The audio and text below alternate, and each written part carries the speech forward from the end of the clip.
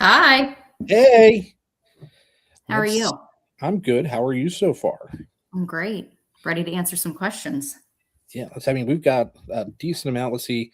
It's like about 67 people are watching so far. Awesome. Let's see. North Carolina, Missouri, Ohio, Tennessee. Angie's from Gettysburg. That's my mother. Oh, okay. Hey, Angie. I just saw Wisconsin. Oh, wow. Okay. So we got a decent amount all over the place. Awesome. Great. So before we get into the questions, I know there's some stuff you wanted to talk about. Do you want to just go ahead and do some Yeah. Yeah, absolutely. So there's a couple questions that we've been receiving on social media over the last couple weeks, and just a couple things I wanted to put out there before we get started. We do not have an official opening date yet for our new location. We've had a couple hiccups along the way. And I think a project this size, it's not going to go 100% as planned. Like the sinks were incorrect. So we got the correct sinks in a couple of days ago. Just little things here and there. So hopefully in the next couple of weeks, we will have an official opening date. We do not own our current location where we are right now. I get a lot of questions about that. So when we move, because we lease our current location, that location will close, goes back to the former owner of the funeral home, and we move to our new location. So that will be the only location that we have. And then the other question that I get a lot of is, are we dropping the Berg name? And the answer is no, we are not. So, yeah. So are we gonna no estimates on when things might come to fruition, or not estimates, but wishful thinking? I gave someone a date yesterday, but I'm not going to put it out there. Okay. So our lease is up May 1st. And we are not renewing our lease for another year. I do get questions too about having a crematory on site. We will not have a crematory on site. We are still primarily in an area that prefers traditional burial, but we are still, we see cremation here and there, and we're seeing more and more cremation as time goes on. But the demographic that we serve, they still prefer traditional burial. So no crematory. And not only that, but the zoning doesn't allow for it. So could we ask for a variance? Or I'm sorry. Yeah. A variance. That's the word I want to use, right? Yes. Okay. We could ask for a variance, but we would end up spending a ton of money in legal fees, and it's not worth it. We like our neighbors. We don't want to upset anyone, and financially it just doesn't make sense for us to do that. Yeah, because I know in coming from Maryland, when it comes to crematories, if you want to put a new one in and you're not grandfathered, you have to have public hearings and take public comment and a ton of stuff. So, and we have a good relationship with the crematory that we use now. Yes. Yeah. And Harkins. So for those of you who may be new with us, my husband and I bought Wagner, Elfner, and Berg May 16th of 2023. And then we purchased Harkins, I believe it was August 28th of 25. So we've only owned it for 6 months. So Chris runs that location for us down at Wagner, Elfner, and Harkins, and we both use the same crematory over in Lancaster County. And they're great. They're wonderful people. They're fantastic. Yeah. So, right. Anything else, or should we get into the nitty gritty? Get into the nitty gritty. All right. So, anybody that's been following along for the last maybe 4 weeks through this, We've been asking for folks to submit questions and comments. And of course, Catherine got the overwhelming response, and I got a few that trickled in here and there. Well, you're going to help me out. You're going to chime in because you might have a different opinion. So let's see. Here's a first one from Susie Q. In your personal experience, or what have you heard through the grapevine, how often does this happen? How often do people actually switch funeral homes? That sounds a little unsettling to me, but it would be difficult to stick with a place you feel uncomfortable with. In my personal experience at our funeral home, I've had maybe 5 people switch over to us from other funeral homes. I actually had 2 people do that within the last 2 weeks. Some people are wanting to switch over to us when we officially move from our current location to our new location, but they want to get in and they want to see the open house and, feel things out before they make that official switch. But now you're talking about the pre-need. Pre-need. Yeah. Okay. Yeah. What about at need? At need.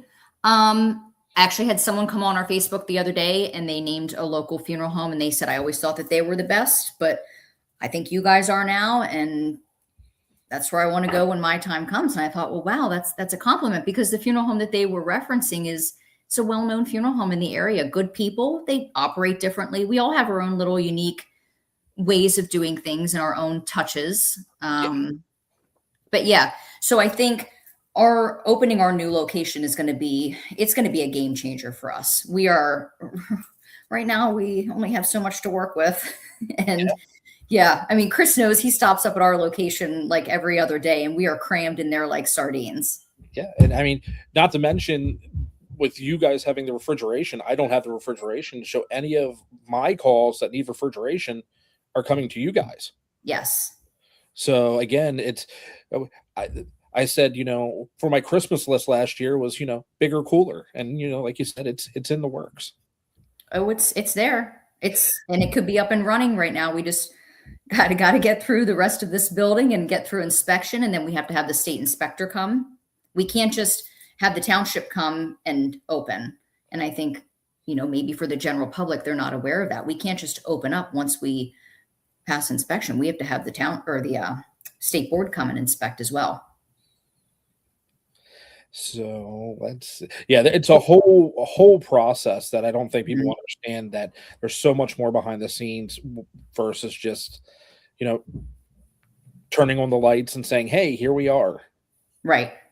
If I could do that right now, I would, though, because I'm burnt out from the current location. We're just, we only have so much space to work with. And I'm, in the prep room the other day, and really our prep room can only hold maybe, I say only because we have a huge prep room compared to you. Sorry, Chris. Right. Prep room down at Harkins is like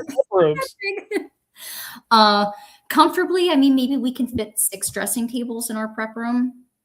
And it was crammed the other day. And I just keep thinking I cannot wait until we can get into the new location. And it'll just be a place that we're really proud of. Oh, absolutely. I mean, just walking through, what was it, on Halloween, and to walk through the other day is just amazing. Yeah, you just want to use the bathtub. That, and I just want to just chill and hang out on a leopard print carpet. Right. Well, I told you. I have my heating blanket here with me tonight. I told you, all I want to do is legit just put me a little, TV tray and a little folding chair in the file room, and I'll have an office. It's fine. Well, that'll be your office. Let's see. All right. So another question here, talking about pre-need. So if funeral homes go bankrupt, what happens there? Because I really want to pre-plan now. I've already purchased burial spots at a cemetery. Thanks. Are you asking me? You want me to answer that? I can go ahead. So when you prepay, and again, one thing I want to explain is that Catherine and I, with the way we're going to answer questions tonight, are based off of us being licensed in Pennsylvania, and then me also being licensed in Pennsylvania and Maryland. So every state has different laws governing whether it be pre-need funds, whether it be at-need requirements, things like that. but majority of states require that the money has to be held in trust. So you come in, you prearrange with Catherine, you prearrange with me at Harkins. The money does not go into our bank accounts. The money goes into a trust with a trust company, and most funeral homes choose to use a life insurance product to hold those funds for tax liabilities to the consumer. If we were to take the money and say open up a single account for an individual just at a local bank like a PNC or an M&T or something like that, every year you're going to get a 1099 on that. And that is not fair to you as the consumer to have to pay a tax liability for you wanting to prepay your funeral. So by us being able to put it into an insurance product, there's no tax liability. So if the funeral home, which it's not, were to ever close, those funds are held with a third party company that could give those funds to whatever funeral home you would be choosing to use at that time. Now, that doesn't mean the price is going to stay the same, because the other funeral home is going to charge you their current prices. So there's a couple little caveats to that. Well, and I want to touch on a comment that you got a couple weeks ago from someone, and they said, I don't know the exact wording, but how dare we encourage someone younger to prearrange? Yes. We're greedy. We don't see any of that money until someone passes, and I think that that's a misconception. People think that that money comes directly to us. No, it does not. That does not. We don't see that money until someone passes. So you could prearrange with us today and live another 30 years, and chances are in 30 years we're taking a loss. Yep. And we end up writing that off at the end of the year because costs will go up over 30 years. Even sometimes within a year. Yeah. We're taking a loss. Yeah. And it's not something that what a lot of people don't realize is you pre-plan today and the casket costs, just $900. Mm-hmm. But say within 2 months or 3 months, we get a new price list from the manufacturer, and because of whatever's going on locally, materials and stuff, that casket's through the roof now. We still have to honor that originally contracted price. Mm-hmm. So again, and like I said, I think I even said it in that video, if funeral homes were trying to be greedy, we would not encourage people to pre-plan. Right. Let's see. Actually, where was it? In the comment here, I think this is pretty cool. Let's see. From Audrey. What advice do you have for someone who's trying very hard to get their foot in the door in the industry? I started mortuary school and sadly couldn't find a practicum anywhere within a reasonable drive. I'm now being forced to take time away from school since my funding source and the school had a disagreement about what was owed. Now I'm trying to work hard to pay the school so I can finish my degree. What advice do you have as I'm looking for a part-time job as an attendant?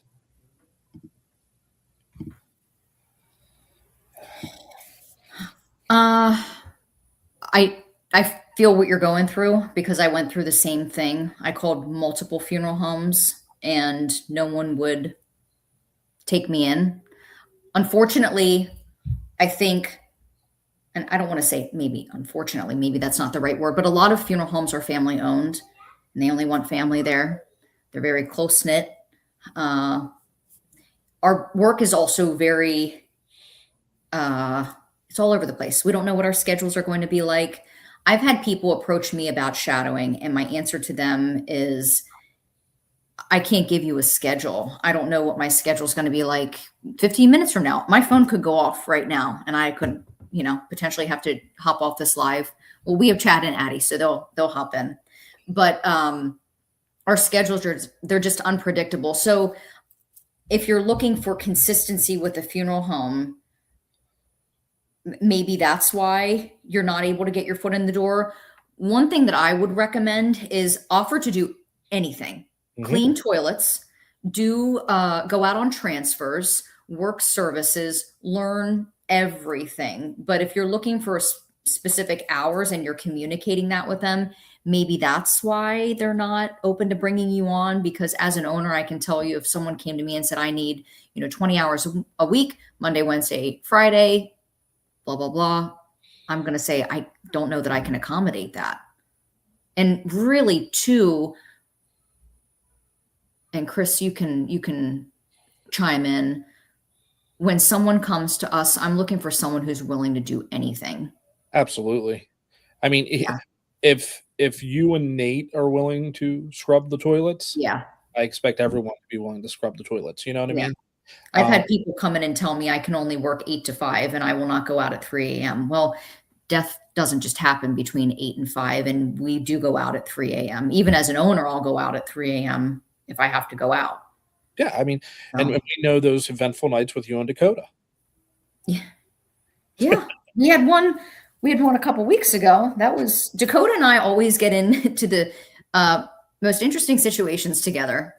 I don't know, maybe he's on this watching. Dakota, if you're in here, give us a thumbs up. But yeah, that was interesting. Let's see. There was one. Okay. And I guess this is going to be more for the owner here. Do families have to pay upfront, or do you take insurance policy as payment? We do require payment prior to services taking place, and that could include using an insurance policy. But that we just would verify, one, that the policy is in Yep. force and we have a valid assignment Yep. of whatever the funeral contract would be toward that policy. Mm-hmm. All right, let's go. Do Amish and Mennonites embalm? Ah, it's freaking the Deutsch. So yes, That's all you. that's all me.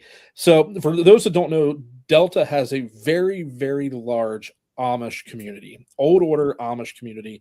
And I think probably since December, I've been trying to make friends and lead way into the community there.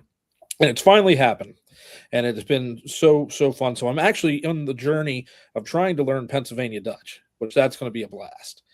But to answer your question, yes, Amish and Mennonite both do embalm. Both have very different services, but both do embalm.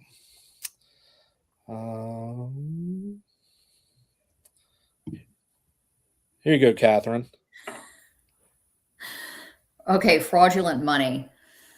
So I had talked about this in a video a couple weeks ago, and I don't know how I came about it on the video, but Nate and I last weekend we went to Nemacolin. I always called it Nemacolin, but it's in Farmington, Pennsylvania, and apparently it's pronounced Nemacolin. And they have I stand corrected. I'm not going to say I'm not saying the L word. They had they have a casino. And so, when we go on our cruises or whatever, Nate and I like to go to the casino, and I usually spend more than my budget. But we were at Nemacolin. It was probably about a year ago. And prior to us leaving, we had a traditional burial service.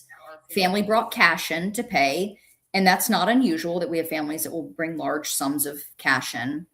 And so I said to Nate before we left, hey, because we don't have time to go to the bank, tap into that cash stash. We'll replenish it when we get back, but grab some money and we'll go to the casino. So, we went out to dinner, we had some drinks, like we're doing our thing, go to the casino. And I said, can I have some money? Because Nate's the money guy. I don't carry cash on me. Yeah. So I said, can I have some money? So he hands me $100 bill. I stick it in the slot machine, and the slot machine jams. So, of course, we put our hands up and press all the buttons. We call security over, and they open up the machine. They pull out the $100 bill, and they gave me a fresh 100. Well, of course, I put it in, and I lost it. And about a week later, we were sitting at the church where we were having the service, and Nate gets a call from state police, and they're like, "Is this Mr. Elfner?"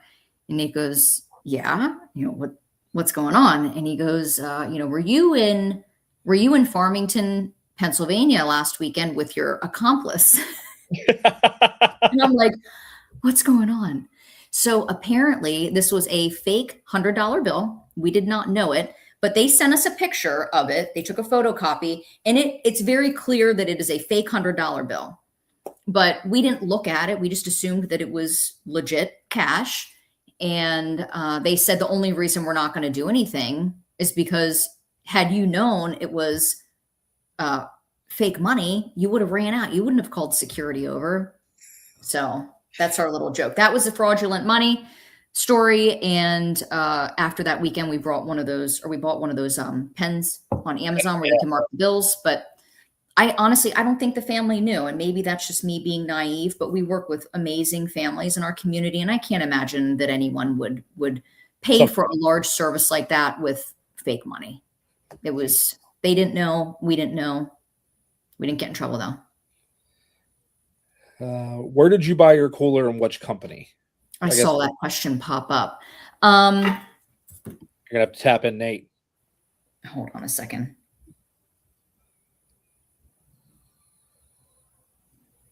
Hold on. This is how lazy I am some days. Yeah. Hey, where did we get our cooler from? What's the name of the company? I honestly, someone asked me that the other day, that gentleman that called in, and I don't remember. I don't know. Okay. It's not a mortuary cooler. It's just a typical restaurant type or fridge or cooler, walk-in cooler. I honestly don't remember. Okay, I'll look it up in the pictures.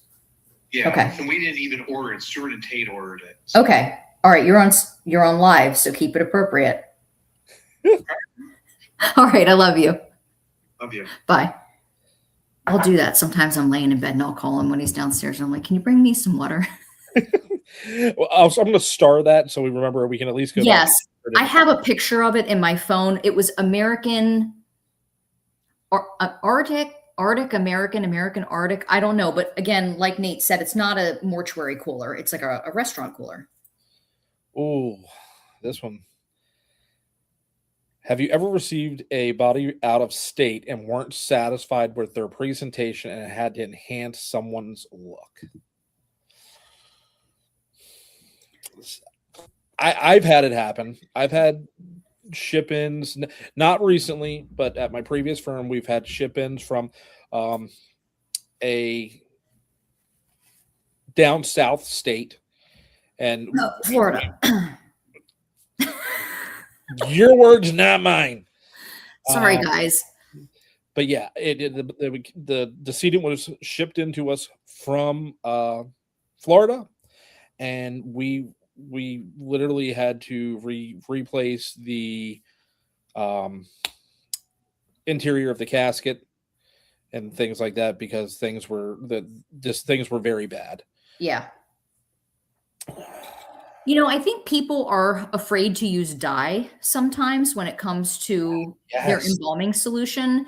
And it makes the biggest difference in the world. And we get a lot of questions about that on our social media. People want to know, why do you have different colored chemicals? It's not necessarily that they're different colored chemicals. Some of them just have more dye than others. So Zachary said JAGC. Yep, John A. Gupton College. That is where I went to mortuary college at Nashville, Tennessee. All right. So I actually prefer both companies. I like Dodge. Their chemicals I like with Dodge. And Catherine will tell you, I love Frigid fluids. I use Frigid. When I used to trade and bomb with Catherine or for Catherine and Nate and help them out, I would prefer to use Frigid chemicals. And Catherine, do you have a certain chemical that you like the most or prefer? I love Frigid. I do. And Chris and we were talking earlier today. I think sometimes we get maybe a little bit of speculation that we promote products for benefit. And I had used Frigid for 6 months before I started coming out online because I need to stand behind a product before I'm going to say, hey, this is what I love. This is what I use. But Frigid, I have great results with Frigid. Now, like Chad and Addie at our funeral home, they like Dodge. Mm-hmm. And whatever they want to use is fine. But I like my Frigid and I love my pink embalming machine. So are you going to do a poll and figure out what the new name's going to be? I have have a pretty good idea. Someone dropped a name last night, and I thought, wow, that's great. I love it. It's a pink Cadillac. I can't tell you. Just like I can't tell you when we're opening up the new funeral home. Hey, give me 1 second. Talk to them. I need to step out here for a minute. Tell them how we met. Because I think, yeah, people would love to hear that story. I'll be right back. Okay. So actually, when I was in mortuary school, I was in mortuary school at the same time Catherine was. Catherine was attending PIMS. I was attending John A. Gupton College. And it was actually through a Facebook group that there was she commented on something, and then I commented on her comment, and then, just started commenting back and forth and just talking online about our profession. And it was actually, I think you were still serving your apprenticeship or your internship at Berg. Yeah. At that time. And I was doing my apprenticeship down in Maryland because I lived in Maryland. I didn't move to PA until 2020. And then we just stayed in touch, commented, became friends and acquaintances on Facebook. And then I believe it was even before you and Nate purchased Berg, you guys were traveling, and there was a case that needed to be prepped. And you had reached out to me, and I went over, and the previous owner was actually there working a service, and I did the prep. Yes, that's right. Like that. Well, you prepped for her. Yeah, because it was a ship out back to Maryland. So that's how Facebook, it was probably Embalmers Who Care. It was probably that group. Yep. So, but yeah, that's how Catherine and I met, and we stayed friends and talked, and then it only took me about 2 years to actually come on board. Well, I think we had hoped that maybe you would come to the new location. Yeah. And then back in September. When was it? What was the month that I was going crazy running back and forth between the two locations? And I told Nate, I was like, call Chris. We need to hire him because I'm going crazy. It was September. It's actually when we were handling the officers. Yes, that's right. Because we were on top of everything. Yeah, and I think that week was a highly emotional week. We had the 3 officers in our care, and you saw the big funeral that we had at the church. But what a lot of people don't know is we also had private funerals for all 3 of them. The night before, I was out in Spring Grove. They were from the Spring Grove area, so I was out the night before. The day of the big funeral, we were in at 4 a.m. washing cars, and that week I almost get emotional thinking about it because our community just came together in ways I can't even put into words. We have an awesome community. We have a great community. But on top of that large service and the 3 smaller services, we were also serving other families. And we had just purchased Harkins. So Nathan and we were in the garage one day, and I said to him, we hear about burnout in funeral service, and I've reached that point, and we got to call Chris, and Chris jumped right on board, and it's been the best thing in the world. He's awesome. Yeah, it's a great relationship. I'll say that. Yeah. And it's for you guys to pretty much say, hey, we bought a funeral home. Here's the keys, run it and take care of it for us. That just, I can't explain to you guys how much that means to me, because that takes a lot of trust. Well, you're amazing at what you do, and I think the family see it, and I think the staff down there sees it, and we just hopefully this is a very long-term relationship. Absolutely. All right, so this one, and I'm going to try and sometimes a family member has been cremated, and for whatever reason, their will or lack of one comes into play. Sometimes the court system ends up saying who gets the cremated remains, and then you end up with them until the decision is made. So I don't know if they're asking about if there's no will and maybe there's no legal next of kin. How is the determination made on who gets the cremated remains? I mean, I've personally never had anything come up like that. It's just usually the next of kin that takes the cremated remains. Yeah. I mean, a will sometimes. Now, I've seen wills. Now, for a lot of people who don't know my background, I came from a very high volume, direct cremation type of business, and this does happen. The will normally only comes into play if there is no legal next of kin and the executor is stepping forward as the executor to authorize the cremation. And at that point, the cremated remains would be given back to the executor.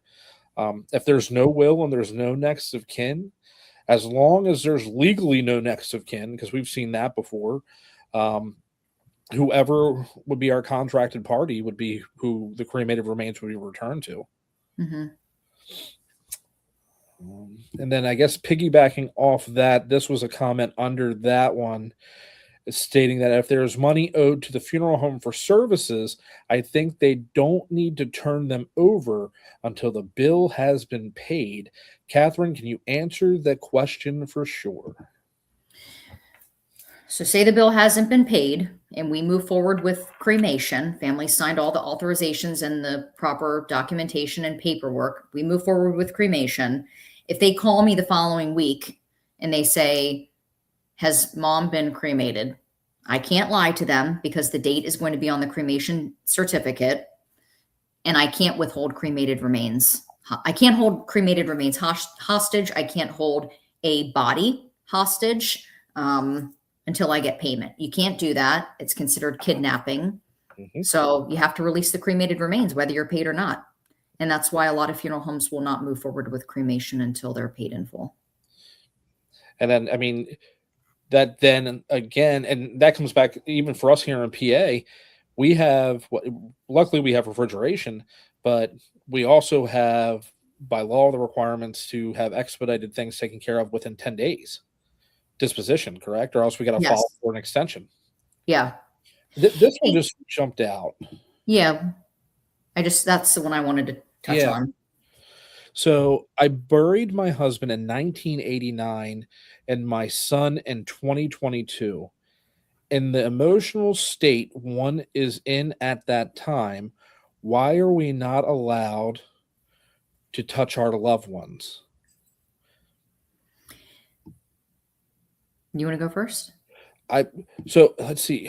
Barbara, if you're still here and you're still in the chat, I just want a little bit of clarification of were you not allowed to touch your loved one during the viewing or the visitation?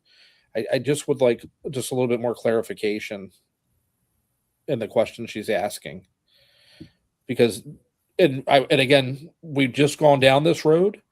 I personally believe that we as human beings, part of acceptance, because I do not like the word closure, because I don't ever really believe you receive closure. You gain acceptance and you start to change your way of life.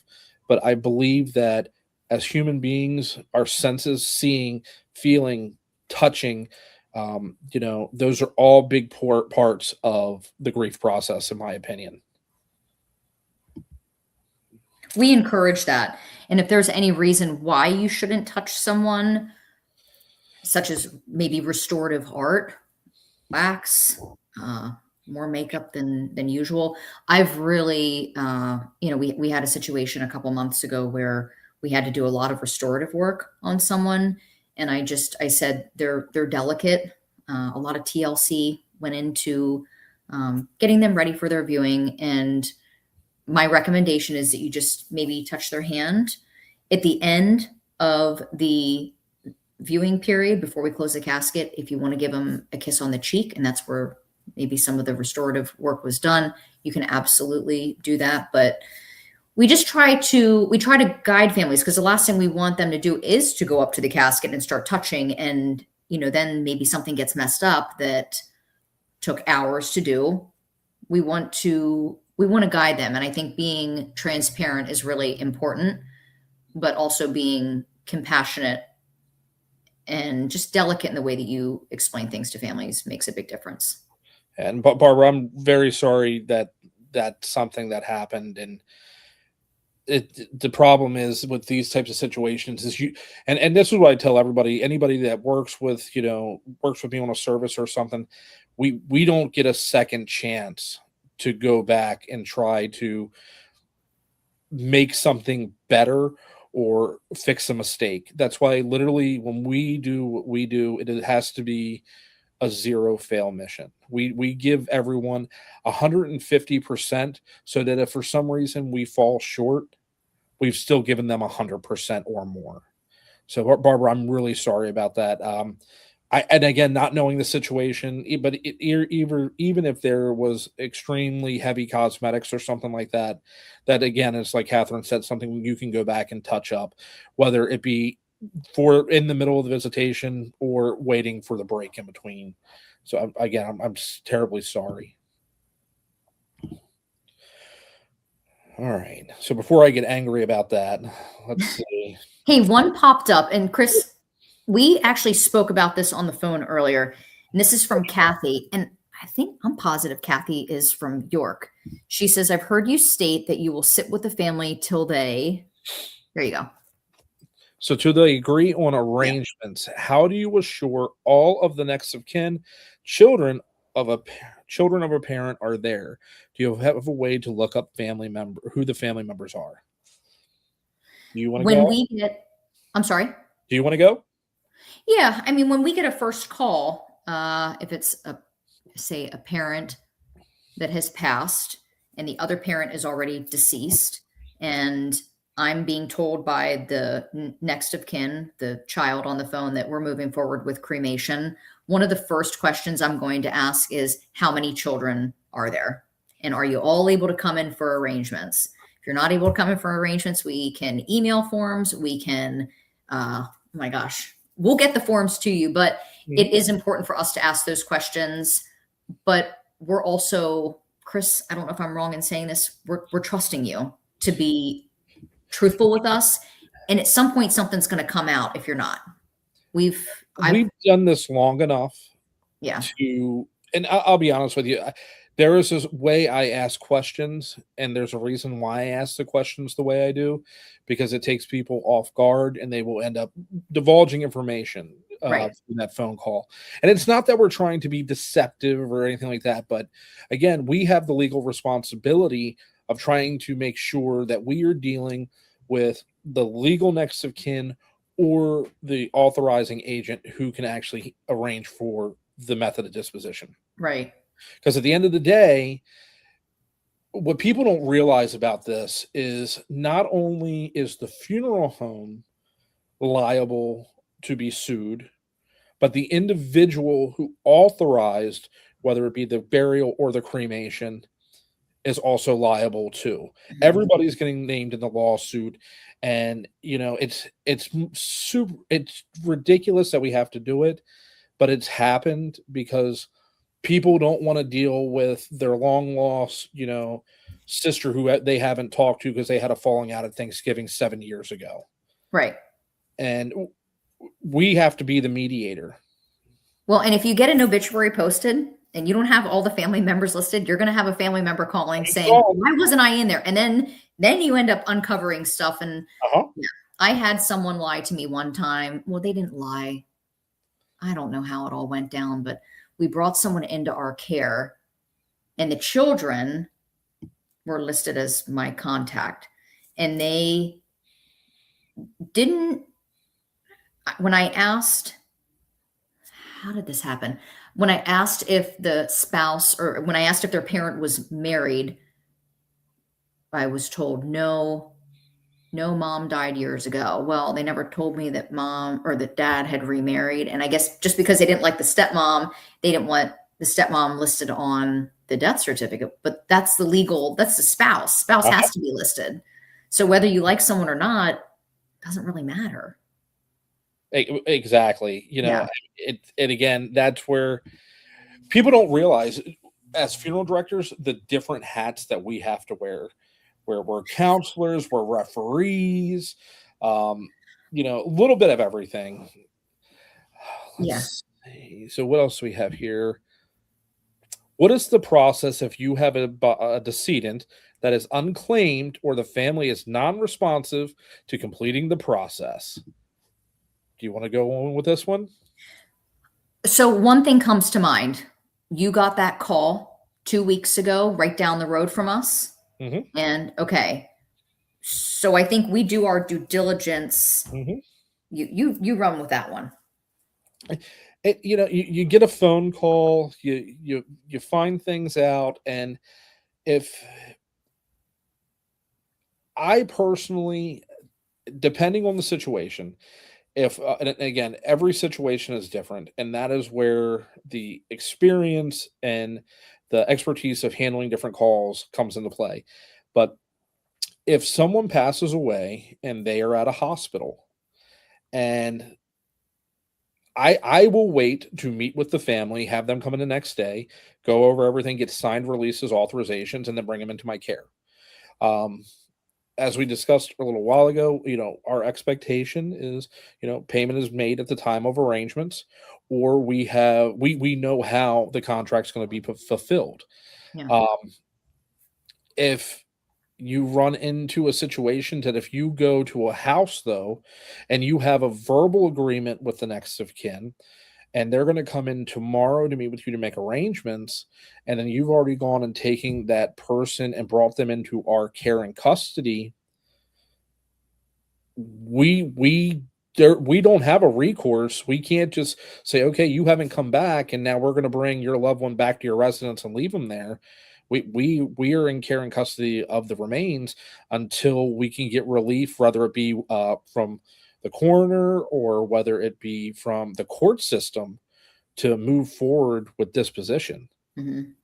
And I mean, we can call and call and call, and we've done it before, to trying to get people in the door to do paperwork and try to figure out something to accommodate them so that we can move forward and put get their loved one to rest. But it's a nightmare sometimes, and I don't understand it when they're the ones that initiated by calling us.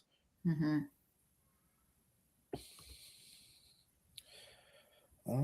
Let's see. Hey, Catherine, I know there is more detail that goes into the preparation of a body other than the embalming process. I remember reading once that there is some sort of instrument used to go in through the navel that is like a vacuum. Is there? And if so, what is it vacuuming / removing exactly? I was always skeptical whether I wanted to be embalmed or not, because just the thought of this being done to my body horrifies me, which is another reason I would not choose. Which is another reason I would not choose cremation.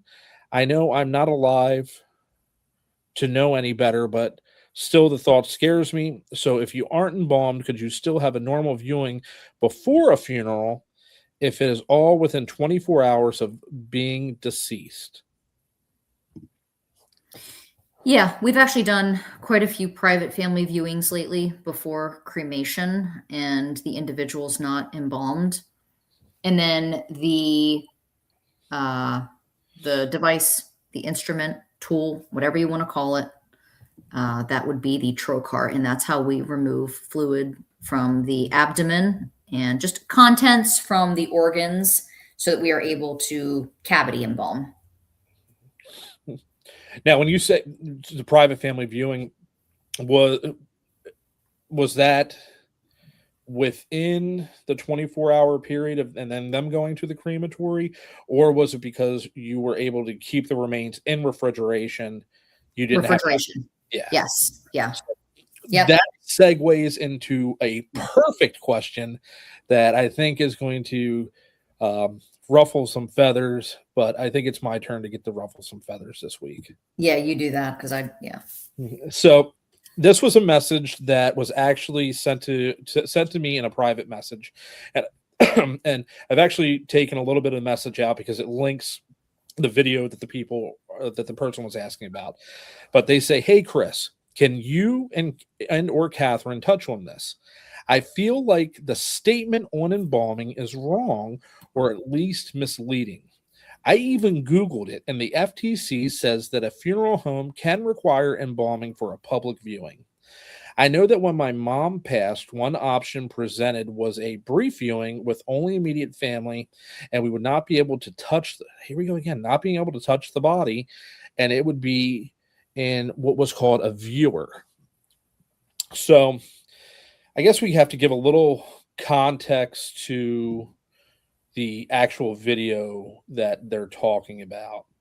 So in the video, there is a licensed funeral director that states that a funeral home cannot legally require you to have your loved one embalmed for a public viewing. And remind me if I'm wrong, Catherine, he said it's a federal law. So again, funeral homes can require embalming if you choose a public viewing or visitation. And where this gentleman comes in and says that it is a federal law, he's referring to the FTC, which is the Federal Trade Commission. Okay. The Federal Trade Commission has what they call the FTC funeral rule. And this was instituted back in the 80s and has never been updated since. And it says in here that, and this actually isn't under GPL because it has to be in there verbatim. And it says in the top section, except in certain special cases, embalming is not required by law. Embalming may be necessary, however, if you select certain funeral arrangements, such as a funeral with a viewing. If you do not want embalming, you usually have the right to choose an arrangement that does not require you to pay for it. And it even goes on to say that phrase, except in certain special cases, it has to be right under or right beside the cost of embalming on your general price list. So, and funeral homes can, when you choose public viewing, require that your loved one be embalmed. And to take it a step further, and it's probably a little difficult for you to see, this is the standard of practice and conduct taken directly from the Pennsylvania Code. And it explains that human remains held 24 hours beyond death shall be embalmed or sealed in a container that will not allow for fumes or odors to escape or kept under refrigeration, if this does not conflict with a religious belief or medical examination. So, and from a PA standpoint, if you don't have refrigeration and the loved one is in our care and you have not been able to come into the funeral home because you've chosen, I'm not coming into the funeral home until next Monday because of whatever reason, the funeral home would have to embalm that decedent, and the funeral home has the right to charge for the embalming of that decedent. And then again, me being licensed in Maryland, the Maryland article explains that unembalmed bodies stored for more than 48 hours. So you have 48 hours, and either the decedent has to be embalmed or you must remain in refrigeration until the authorizations have been met. So again, guys, now again, this person is licensed in a different state, but again, to take advice and say that this is for everyone and funeral homes are taking advantage of people for this, it's just wrong. And that video, it's not right. So and I think this is the stuff that we see online that frustrates us. Yep. Because then we get questioned by families when they come in. Well, we saw so-and-so on Facebook and they said that you can't require embalming. Well, guess what? If we have a public viewing and mom's not embalmed and the state inspector shows up, guess who has to shut their doors and who's facing serious fines? The funeral home. Exactly. does the federal or state government govern? Every state is governed independently by that state. Every state now, even Colorado now, has licensing requirements, and I think they even have put together their own state board of morticians. I want to touch on a comment here. Susan wants to know if we really go in through the belly button when we aspirate with the trocar. No, we go 2 inches above the belly button, and I usually go 2 inches over to the right, and we pierce and we go in and we do our thing. Yep. It's really not as bad as people think. No. I remember somebody asking me that when we perform the embalming procedure, if we cut the jugular vein and then hang someone upside down. And this is why we do what we do. This is why we try to educate people. And, it's just trying to combat all the misinformation. Yeah. And I don't know how you are, but like if I'm watching a movie and I see something yes in the movie, Nate knows it. I'll sit there and I'm like, here we go. There's going to be something that they show that is total nonsense. And this is why people believe what they believe. But embalming, we're not cutting your chest open. We're not cutting off your limbs to fit you in a crematory or into the retort at the crematory. We got that question a couple weeks ago. Embalming, there are so many times where I'm embalming. I make my incision here, do my embalming, water's running. I get the person off the table and I just take a little bit of soap and water and my disinfectant and clean off the table. There's no blood.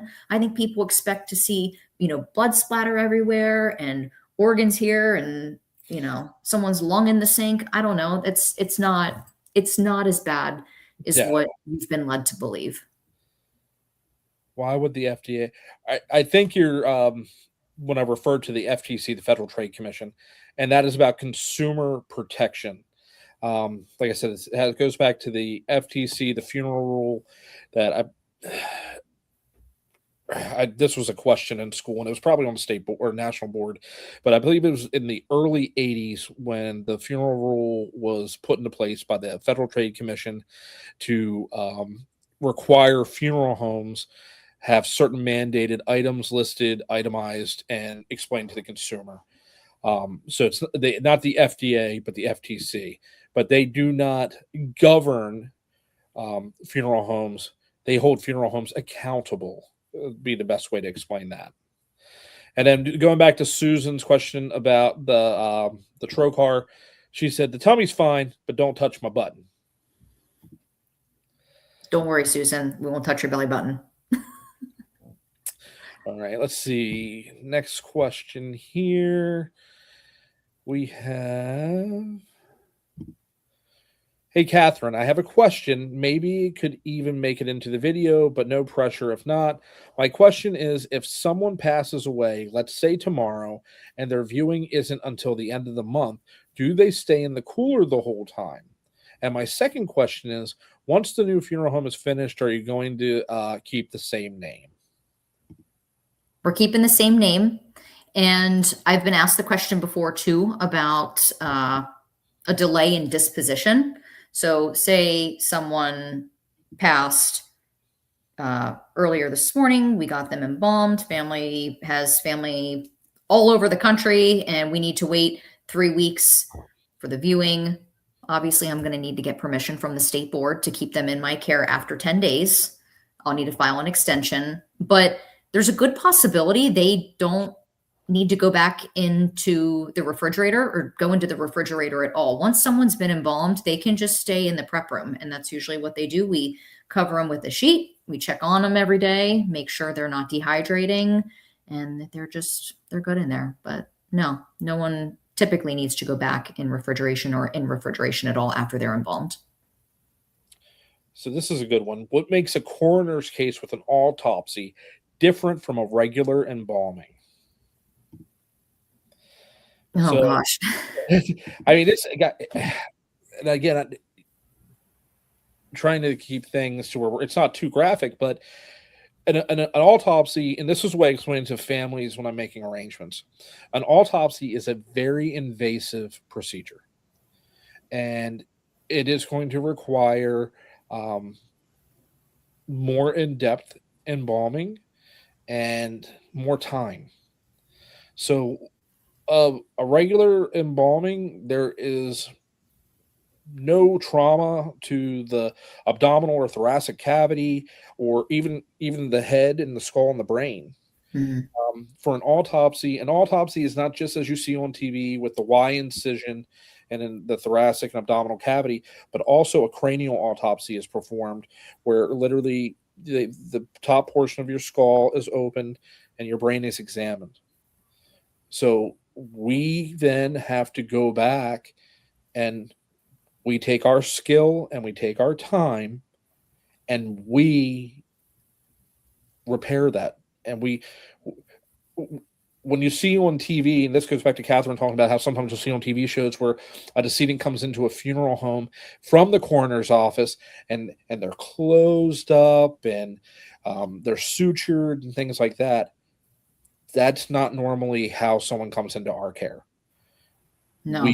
We would then have to go in. We treat the viscera, which is the abdominal organs that are normally placed into a bag. We have to treat those separately, and then we have to embalm. Well, you have to find the vessels because those vessels have been severed. And that's why we have to open up. Someone comes to us with a Y incision. Yep. There's just a couple different stitches holding the skin together. We cut those sutures and we open up the cavity, because we can't just inject like we normally would. We need to find any viable vessel, and it can be challenging.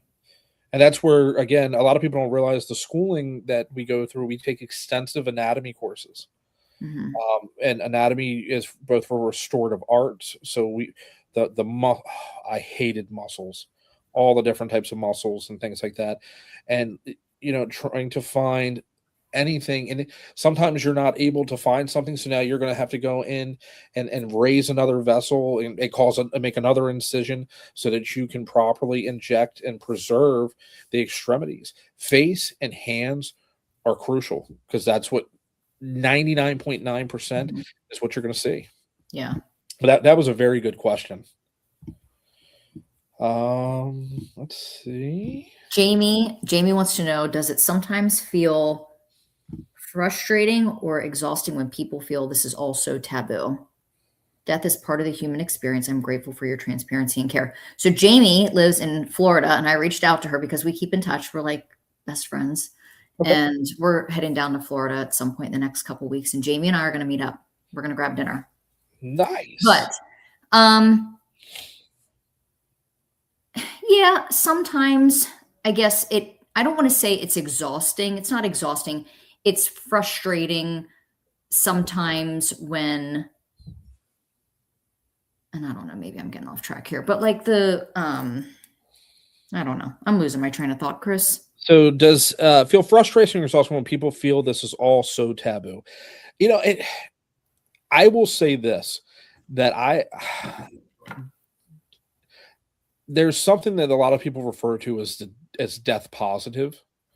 And I had a director call me, a very good friend of mine out of Texas. And, he said, after watching my mom, physically and actively pass away at hospice in the home, he's like, that phrase is so just like abhorrent to me. There's nothing positive about death. And I see his point, and I see a lot of people's point, but the fact, I think now with a lot of, mainstream media, I remember one of the biggest series that really made funeral homes and things like that talk of the town. Remember the show on 6 Feet Under? Best show ever. Yeah. And I mean, that is probably the most realistic. If you really want to see things that would happen in a prep room, that is probably the most realistic and similar to real life without the added on drama. So I would say that. But, it's not as bad. It used to be a death. Nobody even would want to talk to the funeral director. Now there will be times where if we go out, me and Michelle, and we're away or something like that, And if people ask, what I do for a living, I'm a used car salesman for a little while, because if I tell them I'm a mortician, it's like, that's all we talk about. There's nothing more. And I love talking about what we do. Yeah. So people are curious. People want to know. Mm-hmm. People don't want to face reality. People don't want to come in and sit down and have to talk to us. But by doing things this way, bringing people into our homes and us coming into their homes while they're sitting at their houses on a Thursday night, who would ever thought 130 people would be sitting around wanting to talk to 2 funeral directors on a Thursday night? So it's showing that people want to know what we're doing. Yeah. It's validated. It was such a great show. I didn't like the ending though. I felt like the ending was just so chaotic. Like, what's going on? Yeah, it was bizarre.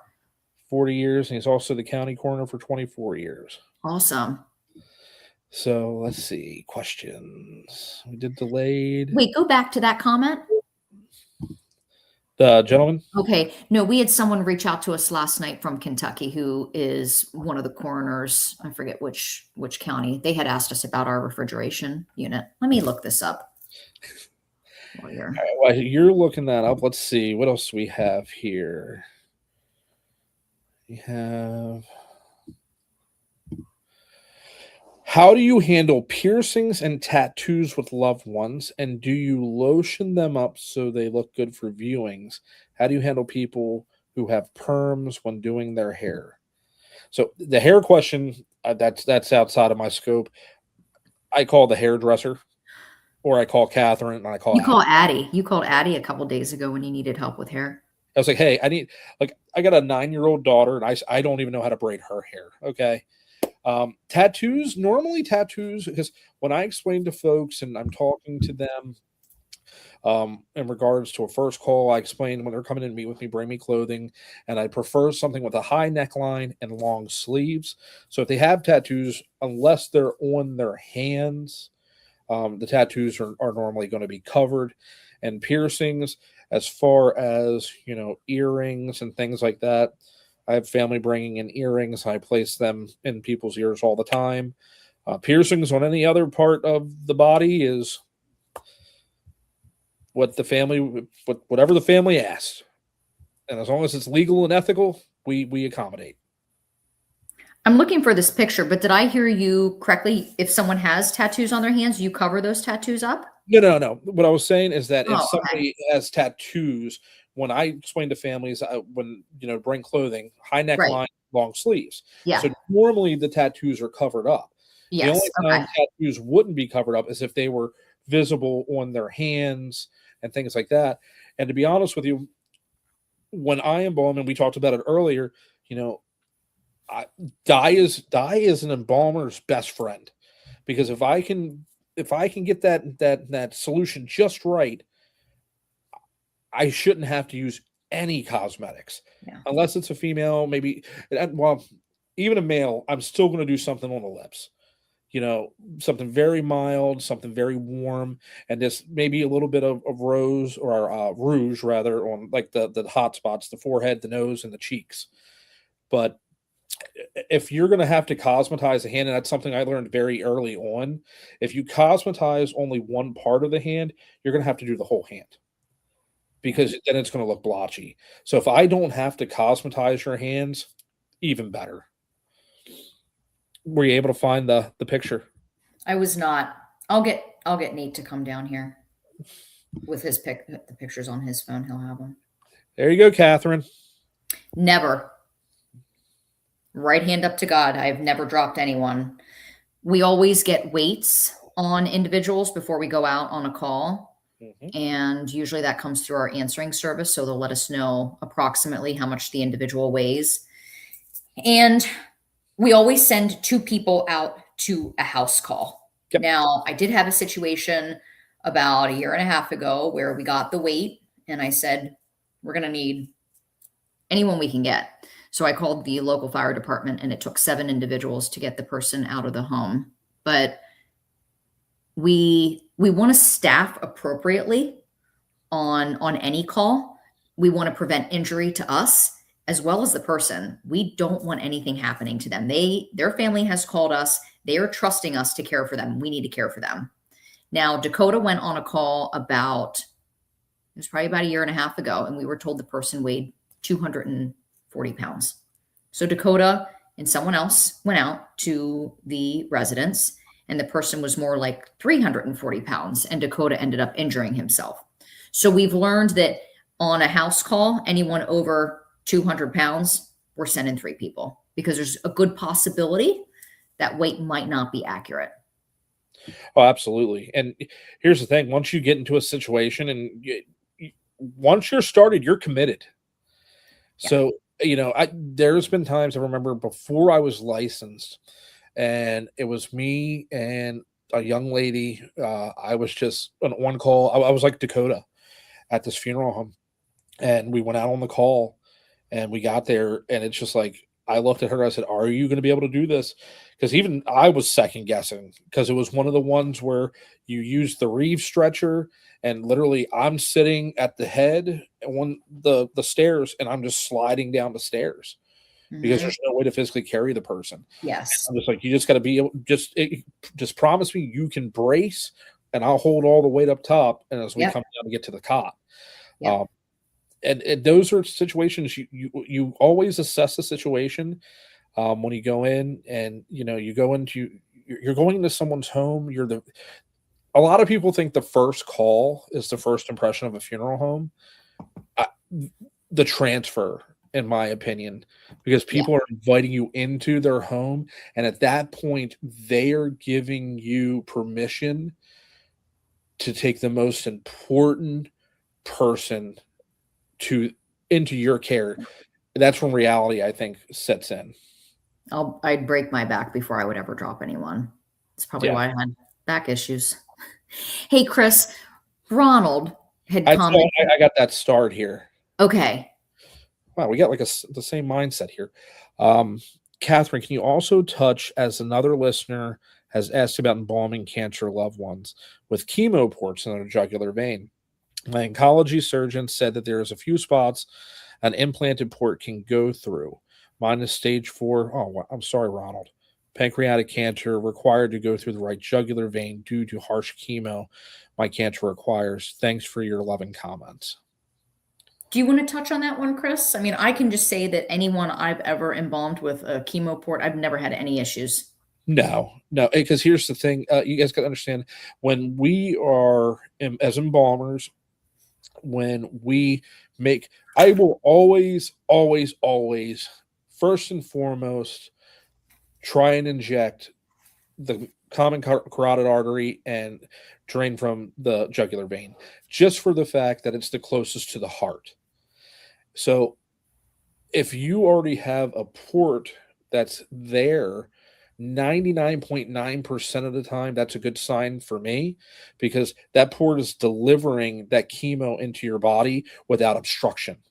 Yeah. So if I can remove that port and then make a bigger incision so that I can also drain from the jugular, I'm going to be able to get my cannula in, and I don't see any reason why there's going to be any issues there, in my opinion.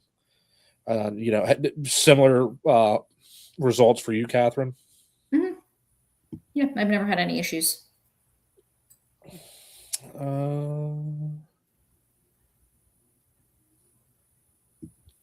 Barbara wants to know if the person's arms are presentable, can you have short sleeve shirt or blouse?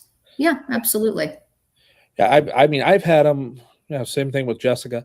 I've had people bring in literally tank tops sometimes.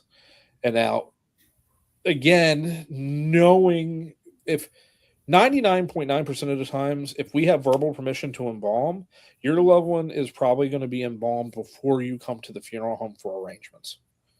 Because I know I can speak for myself, and I know for Catherine as well. If we have verbal permission to embalm, we try to embalm as soon as that person gets back to our funeral home, because the quicker we can perform the embalming procedure, normally the better the results. Yeah. So again, like I just said, I normally always try to embalm at the carotid artery. So my incision, I normally go at the clavicle and make my incision there. So if somebody brings in something that's really low cut and I've already embalmed the person, I will let the family know sometimes we might have to take a piece of fabric from the back of the garment or something like that and just make it look like a camisole or something along those lines. But yeah, if your arms are in good shape and everything's good, absolutely. Let's see. What else do we have here? Give me 1 second. Okay. Are you going to answer that one? I think this is one for you, but I can go ahead. Come back to that one. Give me 1 second. All right. Let me scroll down here and see if I can find another one that was sent to me. Okay. If you plan and prepay for, let's say, just a cremation and you end up moving to another state, how does that work? So again, like we talked about at the beginning of the video here, or the beginning of the live, that trust can be transferred to another funeral home in whatever state you would move to, but the pricing is not going to be guaranteed. So say you move here to Pennsylvania and you want, it's Max. Hey, buddy. Hi. Hi. Chris. Hi, Chris. Can you say hi to everyone? Say hi, everyone. Hi. This Hey, is bud. Max. Nate's on daddy duty, so he just got a bath. Aw. Nate or Max? What? Nate or Max? Nate's on daddy duty. But did Nate or Max just get a bath? Oh, who got a bath? Did you? Yeah. Are you shy? So This is what they were asking about, prepaying for, let's just say, cremation and moving to another state. And like I was explaining, just like we talked about earlier, the trust is fully transferable. Prime example is if somebody was living in Maryland and then moved here to Red Lion, and they had a pre-arrangement in Maryland but wanted us to honor it here in Red Lion, we would take the contract and we would become the assigned funeral home and we would perform services. But say, just for round numbers, say our price for cremation is $4,000, their price was $2,000. The difference would still be owed to us as the receiving funeral home because we're not physically holding that money in trust. So we can't guarantee and honor someone else's prices. So I hope that makes sense. we get a lot of questions from people from out of state, like far, far away, asking if they can pre-arrange with us. I mean, absolutely, you could do that, but it's not going to make sense to do that. Oh man, If you need help, blowing up in the chat. what? Max is blowing up in the chat. Susan says, Max, you have so many fans. And Debbie says hi. Debbie actually works with Chris down at Harkins. You're a little stinker. So yeah, I mean, you could pre-arrange with us, but it's not going to make sense to do that. Just pre-arrange in the state that you're in. Now, if you're in Maryland and you're close to Harkins or you're close to the PA line, yeah, absolutely, we can help you out. But it's nice to get those questions from people because it means that they trust us and that they want to establish more of a relationship with us. But we'll help guide you. I've referred people to other funeral homes in other states. My big thing is read Google reviews and talk to people about their experiences with funeral homes. Yep. You want to go see Daddy? All right, we're getting Nancy. Okay. Bye, bud. I'll come play then. We play basketball every night. I know he's. And we're going to see the Harlem Globetrotters tomorrow night. Oh, that's cool. Awesome. Yeah. I'll be over in a little bit, okay? I'll come over. What person would you embalm using the femoral artery? Also, what is your least favorite part of embalming?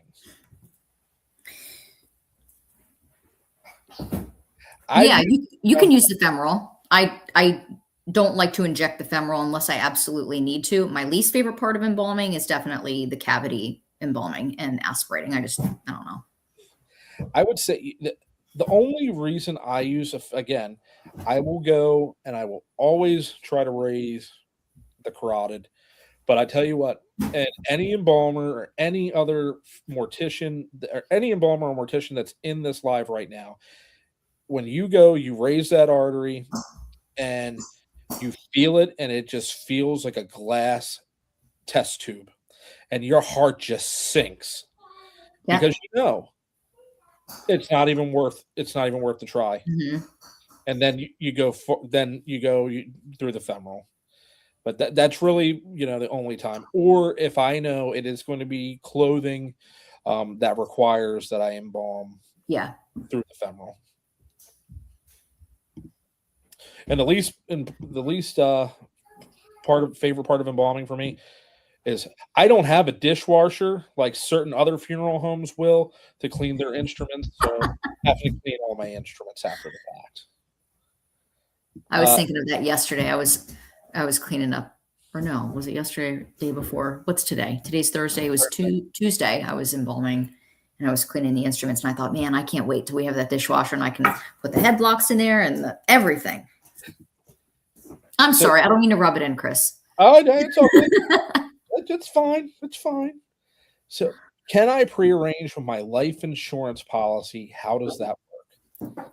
So you can come in, you can make selections, we can do an estimate, and then if you choose, we can do an irrevocable assignment of your life insurance policy. However, we do not enter into a contract because we are not holding those funds. So no pricing is guaranteed. Okay. Just because when you prearrange with us and we write the policy and we hold the trust with our trust company, the interest that gains on those funds over the time it's in trust goes to offset any shortfall that the funeral home will incur at the time of need. So your insurance company, let's say it's through Liberty Mutual or Mutual of Omaha, they are holding the money and that interest is benefiting them. So you're only going to receive whatever the death benefit is of that policy, no interest on it. All the interest is going to them, or the dividends are paid out to you quarterly, depending on how the policy is written. So it can be very confusing, and it's a lot for someone to take in.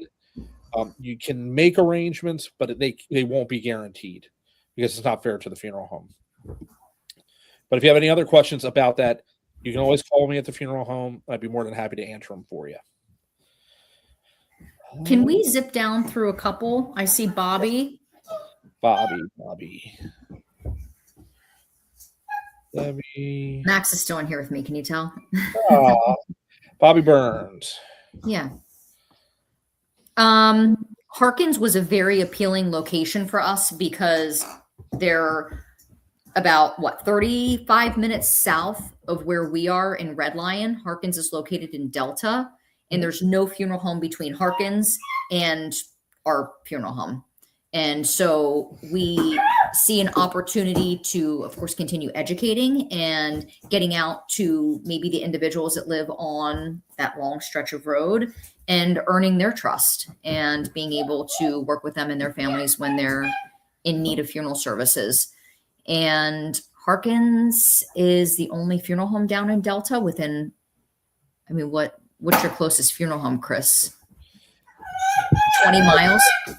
Harford County, probably about 21 miles for me. Yeah. It's a cute little funeral home. We loved it. You know what? Again, it has been a breath of fresh air from where I was. I will say that Delta is a very close-knit community, and you have to earn the trust of the folks in that community. I'm trying daily to do that and to serve them the best way that I can. But do you have a vision to own more locations? Yes, definitely. That was never our goal was never to just own one location. We want multiple funeral homes. If I could do this forever and ever and ever and just live forever, I would do it. I wish I would have done this earlier in life. I love it. Hold on, before we get into this one. The crazy part about this is that it's such a second. It is often a second career for much older people. Have you ever noticed that? Hold on a second. Nate, come here. Oh, he has to let the dogs out. Yeah. And I see so many people, and again, the funeral industry has changed so much. I remember when it used to be all men. There were no women in the industry, and I will never forget a story that my mortuary law professor, Todd Van Beck, was my professor at mortuary school, and phenomenal man, such a great person, and I learned so much and looked up to him so much. Just a great guy. And he tells a story about one time that he takes a young lady that is a student that is trying to get her internship and to meet with a funeral director. And the funeral director, first out of his mouth when this lady walks in, he looks at her, looks her up and down, and goes, "Can you lift?" And I mean, she's a little tiny young lady, and Todd looks at the man and says, "Hell, so-and-so, you're in a wheelchair. What do you mean, can you lift?" But that was the mentality it used to be. Now we see it. Women are dominating and running and taking over the funeral industry. Yeah. And it's amazing because it's a different perspective. So I think it's so awesome. Yeah, the majority of the students in my class at PIMS were probably mid-50s. It was a second career for a lot of people. And that's a question that we get often on Facebook is, is it too late for me? Well, you're only as, what is it? You're only as old as you feel. Yeah. And you know what the cool part about it is now, Catherine, did you go hybrid or were you 100% online? No, I did everything online. I went out to PIMS for my restorative art lab and for embalmings. I was only out there twice. Same thing for me, which a lot of people don't understand this, is now for mortuary school, like my program was in Nashville, Tennessee. Catherine was in Pittsburgh. Mm-hmm. And we did everything 100% online. You take your online classes, lectures, you do all your works, everything. And then I only had to go to Nashville. Again, Maryland had some stupid laws, but I had to go to Nashville twice. I had to go down once for my embalming labs because I had to have the embalming lab done before I could apply for my apprenticeship. Yeah. Because Maryland doesn't have a student intern license like VA does. Sure. And then I had to go down again for my restorative art lab, and we called it comprehensive review prior to being released for the national board exam. Mm-hmm. So there's opportunity there. If people are interested in the field, that please take a look at programs. I suggest that you go on the International Conference's website, look at schools, look at their pass rate for the MBE and things like that, and make a well-informed decision.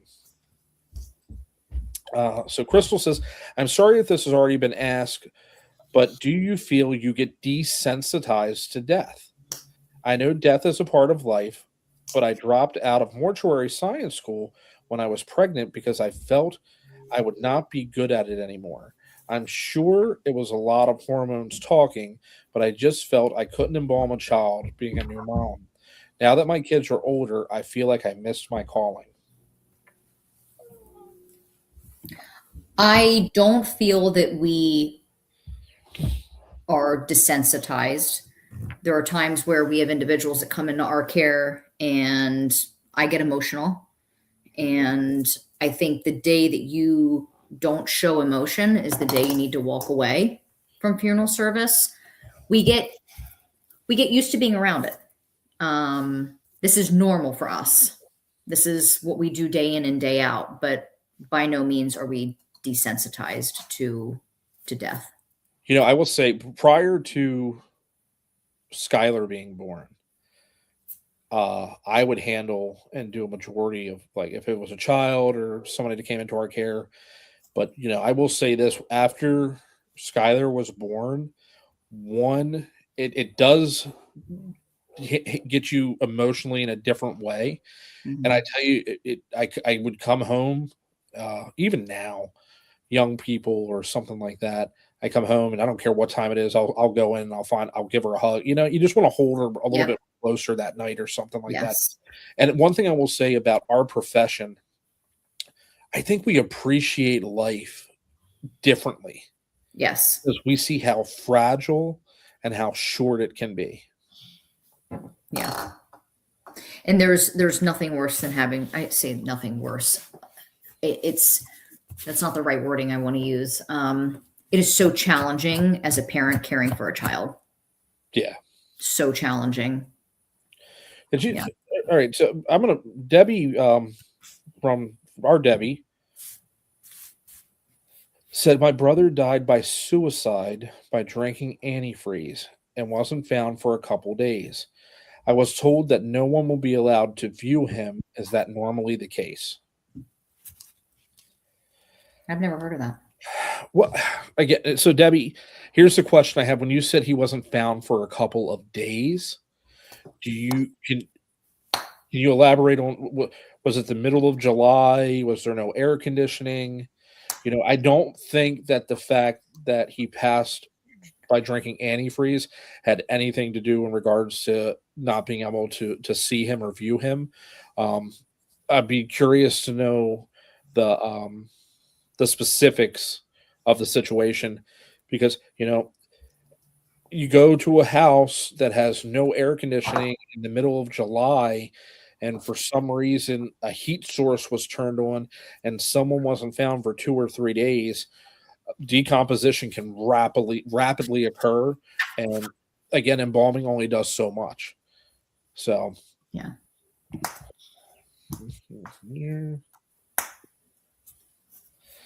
Let me take him out to Nate because he needs to go to BED. And if I mention any of that here in front of him, he's going to have an absolute meltdown. And we don't want that to happen here, right? Can you walk out with me? Okay. Can you say bye to everyone? Bye. Bye, buddy. Free has been a lot of fun.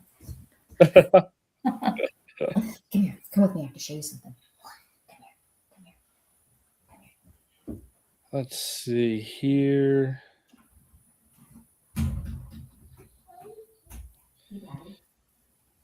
Mid-America in Indiana. That's a very good program as well. Mid-America College.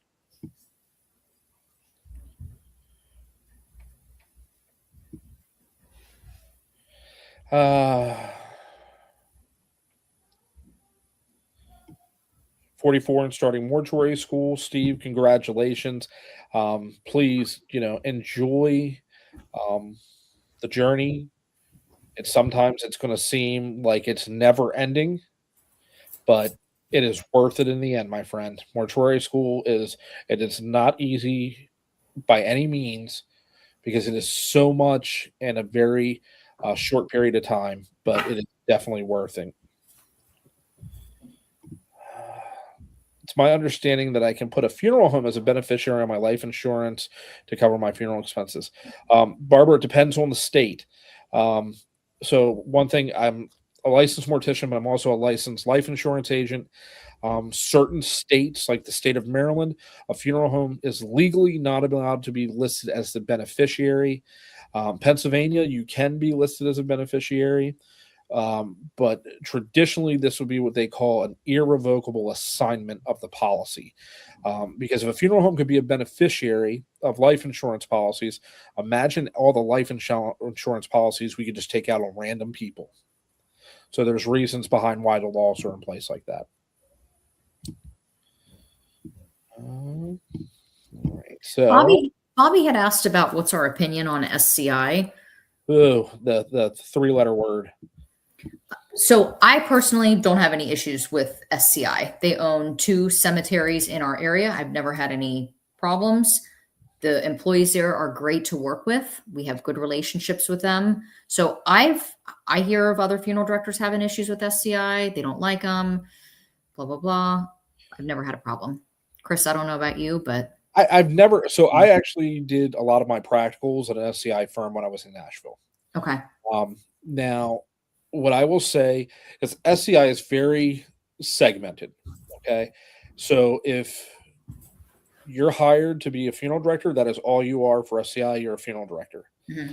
They have a care center with embalmers. That's all they do. They embalm, dress, casket, cosmetize, and then the remains are sent to whatever local funeral home. unless the funeral home is in a very remote area, then they may just hire an embalmer and a director. So, and you know what? Some directors appreciate that because it gives a different affordability to a work-life balance, things like that. So to each is their own.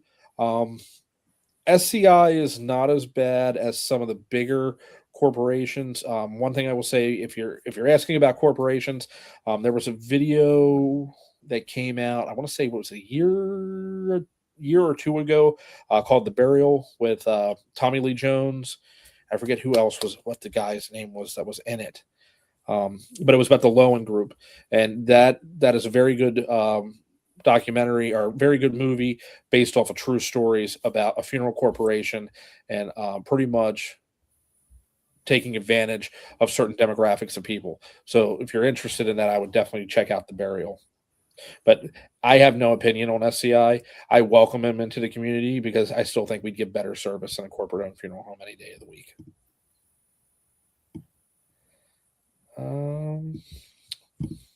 Try threes and terrible twos. Been there, done that, and got the T-shirt. Max and Sam are just totally different. Not that I want to compare by any means, but Sam he was just this perfect little baby. He was potty trained by the time he was a year and a half. We ran out of diapers and just said, potty training starts today. And he never had an accident, literally never had an accident, never wet the bed at night, nothing. And Max is on a whole other level. Yeah. To each their own. So this looks like you got a couple different here, Catherine. This is one of the ones that you sent me. Usually 10 is the standard number, but you can order as many as you want. They charge per certificate. Can you explain who all needs one and how much do these certificate costs? So there's really no standard amount that you need to get. Now, death certificates in the state of Pennsylvania are $20 each. If you're and I know this changed about 2 years ago, if you're a veteran or you're the spouse of a vet, you're entitled to free death certificates. Am I correct on the spouse, Chris? No. So you get the veteran can get one free.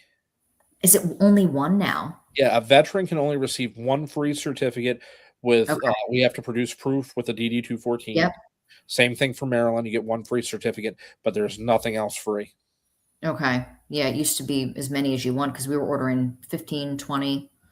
So, yeah, I mean, I'll have families come in for arrangements, and right off the bat, they'll say, I need 10 death certificates. And in my mind, I think it's going to be $200. That's a lot of money just to be sitting around if you don't use all of them. So then I come back and I'll say, can you tell me what you need them for? And let's talk about this, because a lot of places will take copies of death certificates. A lot of banks will. And if you have 5 bank accounts with the same banking institution, you only need 1 death certificate. If you have 3 different bank accounts with 3 different banking institutions, are they going to take copies? I don't know. Every bank seems to be different, but most will take copies. Life insurance companies are going to want an original certified copy, brokerage accounts, retirement accounts, all of that good stuff. You're going to need death certificates for all that. And, since 2020, since COVID, there has been a lot of laxed with requesting certified copies. People accept scanned copies now, photo copies, things like that. Yeah. Let's see. Oh, I have those here. You have that one? Okay. Yeah. So Jamie says, I have a question. I've always wondered, and with losing my mom last year, I really just need to know there's still going to be funeral services when I get of age, like 80s or 90s, in hopes I live that long. And they're looking into buying spots right next to my mom for me and my husband. I feel like a lot of people in their 30s feel this way and worry. So she's just wanting to know if there are going to be funeral directors and funeral services and tradition years and years down the road. My personal opinion is, as long as we can continue educating and talking about it, yes, there will be. Oh, I think we're still going to see more cremation, though. But even with cremation, you can still be embalmed and have a viewing before being cremated. And I don't think a lot of people know that. And I explain that to people in a certain way that, when people are like, oh, we're going to have a cremation. And I always explain to folks, I'm like, okay, that's the form of disposition. Mm-hmm. Doing anything before that. Cremation is not the service. Right. That's where we're getting to. The question is how we're going to get there. Now, I think I misunderstood the question. So somebody said in the comments here, MPA, we're ordering 10 free for a veteran and the same for spouse. See, last time I tried, I'm thinking there was a time I had tried to order 10 after it changed. I think all this changed back in like October of 24. Yeah, because I know I can request. I know I've only requested one for a veteran, and then the rest were paid for. Maybe I had requested 15 because I would usually request 15 and they only gave me 10. I don't remember. I have not been doing a ton of funeral directing the last 9 months just because my focus has been on this new location. But I'm eager to get back to it. Can't wait. So there were still a couple questions on this. Yeah. One. She says everyone is going towards natural burials and laws are changing every day. I kind of feel like we are easy disposal. They're trying to do more economic. Green burial is still going to cost money.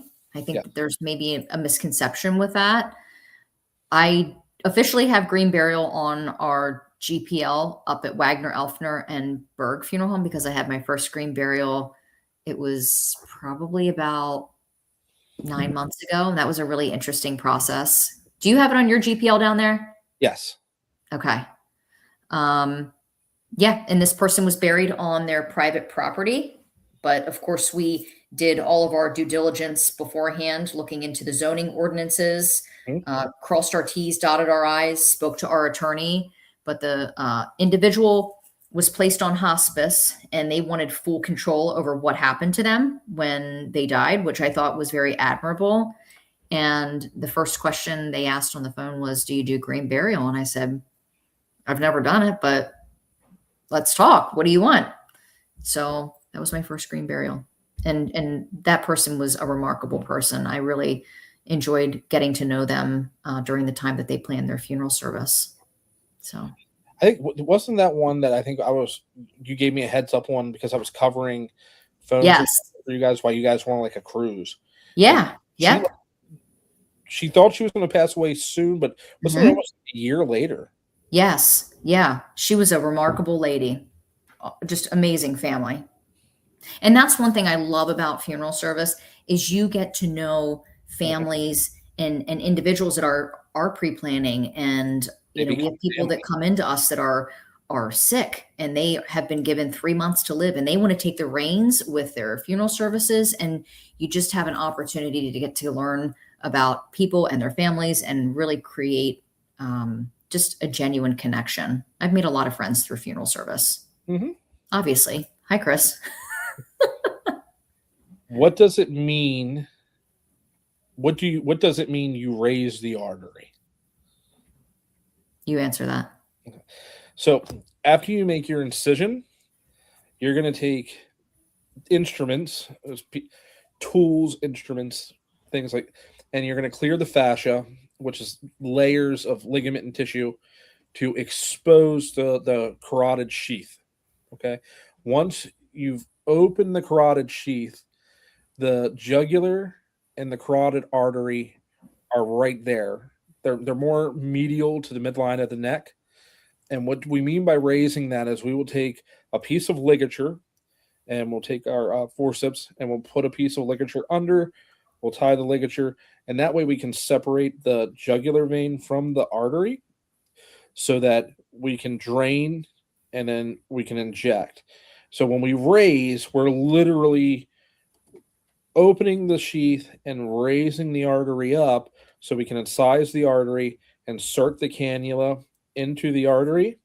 And then some folks will tie with the ligature to keep the cannula in. I personally use a clamp to clamp the cannula into the artery to inject. So when we say we raise the artery, we're really raising the artery to the surface to be able to embalm, to inject the decedent. And it's so crazy. We sit like when we're like raising the artery, it's normal everyday talk to us, and it's interesting when people are like, "Hey, what? Hold on, what do you mean by that?" Right. Oh, how come my father-in-law had a huge neck when he was in the casket? So, embalming, one thing I learned very early on, to be a good embalmer and to be a thorough embalmer, low and slow. If you were injecting, so when you're injecting, that's you've turned on your embalming machine and you're forcing fluid into the arterial system. If you do that too quickly, you can cause swelling. Same thing, which a lot of people don't understand, and we have to do that video I was telling you about. I think this would answer so many questions. But as you're injecting the decedent, when you're going in through the right carotid artery, you will inject the entire body up the left side of the head. The right side of the head might get a little crossover, but not much. So once you're done injecting, you remove the cannula, you turn it, and you have to place it in the carotid going up the head, going so that you can inject going up the head. You'll turn your machine all the way down. Make sure your machine is on mix. Don't even play. Make sure it is all the way down. And then you turn your machine on to pulse. And then you'll slowly raise your rate of flow or your pressure, because you want to keep your pressure low so that you don't over inject or you don't inject too quickly and cause. That's where sometimes you'll see somebody might have a really swollen eye. And then to reduce that, someone may look very wrinkly and things like, because I don't know many people that use electric spatulas anymore. But I'm going to assume that is why there was a swollen neck in the casket, is because it was too much pressure too quickly. There's one comment I want to touch on. It was around 7:26, and it's from Becky. And she says, my hubby died by suicide, and the funeral home recommended no viewing because of gunshot wound to the head. And one thing I wanted to touch on, and this is going to come out in one of our videos, I think it might be in March or April, depending on the type of firearm and ammunition, really depends on whether or not we can do reconstruction, I guess. I've had several individuals use a smaller handgun. Yeah. And we've been able to cover up the entry and exit wound, and they were males. We were able to use a baseball cap, or you can use a bandana. But I would assume that funeral home was guiding you appropriately, depending on the trauma. Yeah. But I'm really sorry, Becky. That breaks my heart. Here's another thing too. It's restorative art is a lost art. It really is. Mm-hmm. But and here's what I don't think people understand, that even though I may not possess the skill, you may, or we may know somebody that does. Mm-hmm. That we can pick up the phone, and if people do want that one last time to say goodbye, that opportunity is there. But understand that that's calling in like a Verney Fountain, who's out in Missouri, Springfield, Missouri, to where he would travel in, and we're talking about this is something like that, like a full restoration is a multi-day process. Mm-hmm. There are fees that are associated with it, but it is doable. But I don't think people present those options to families all the time, just because they're just like, oh, they're never going to pay for it. But you know what? It's not our choice. It's not our place to make that choice for the family. It's our place to present that option and them to make an informed decision on what they want to do. And again, I think this is why education is so important, because people automatically assume that, there's trauma and we can't view. But that's not always the case. We've had many individuals in our care where we've been able to do reconstructive work and families were able to have viewings.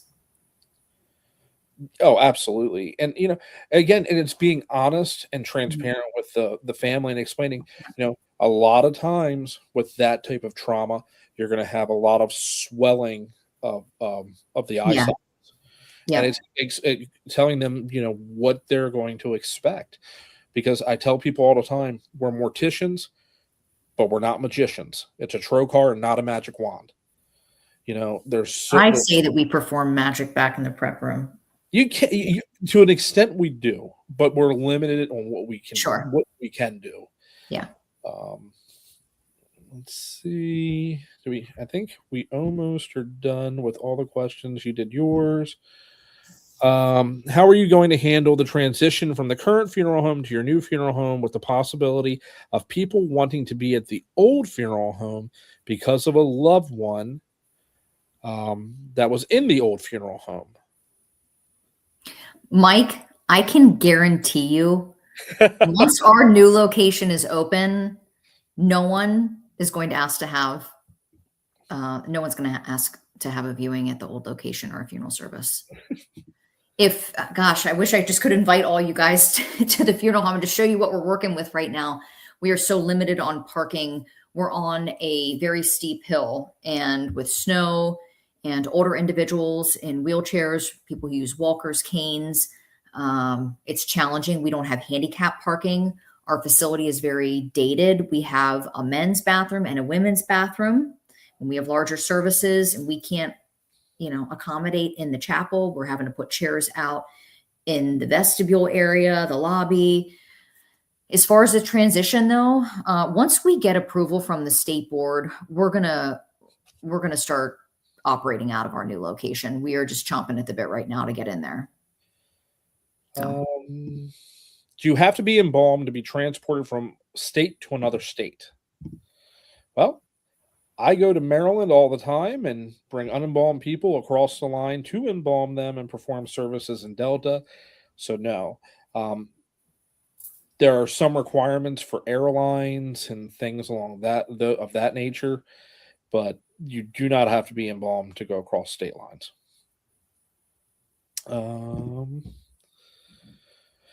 Here you go, Catherine. Can you put mascara on a lady? I never go anywhere unless I have my mascara on. Yes, we can. We will put lashes on. We will put eyeshadow on. We'll do whatever the family requests. And those are usually questions that we ask during arrangements. I'll ask about makeup, nails. Of course, we usually, at least for me, I take a thorough look over the individual before I meet with the family for arrangements. And if I see that there's some chipped red nail polish, I'll say, are you okay if I remove the nail polish and give them a fresh manicure? I've had families flat out say, Mom, caked makeup on, cake makeup on. They give us direction. We ask questions. But yeah, we'll do whatever you want. Just my favorite is when we ask to bring in a picture, you bring in like the 1991 glamour shot. Yeah, don't do that. The prom picture. Actually, yeah, I think we just answered that for you. I'm buying fake lashes to have glued on. I love Catherine's lashes. Marlene, I appreciate that, but I actually went for an appointment last Friday, and I went for a fresh set. And when she took off the old ones, I said, you know what? Don't put them on. I'm done. Too high maintenance. Here's a good one. Is the reconstruction art not taught in mortuary school?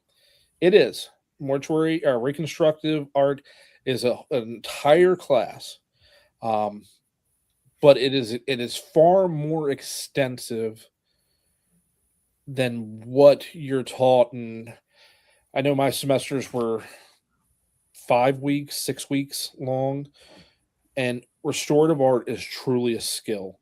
Most folks that practice restorative art, that is all they strictly do. What was the lady, was it Amanda? Yes, from Frigid. That, I mean, that's one of the things she travels and does restoration Mhm. for funeral homes. And I mean, it's a multi-day process. It takes a very special person. Like there's certain things we can do on our level, but I would not feel comfortable doing a full head restoration from start to finish.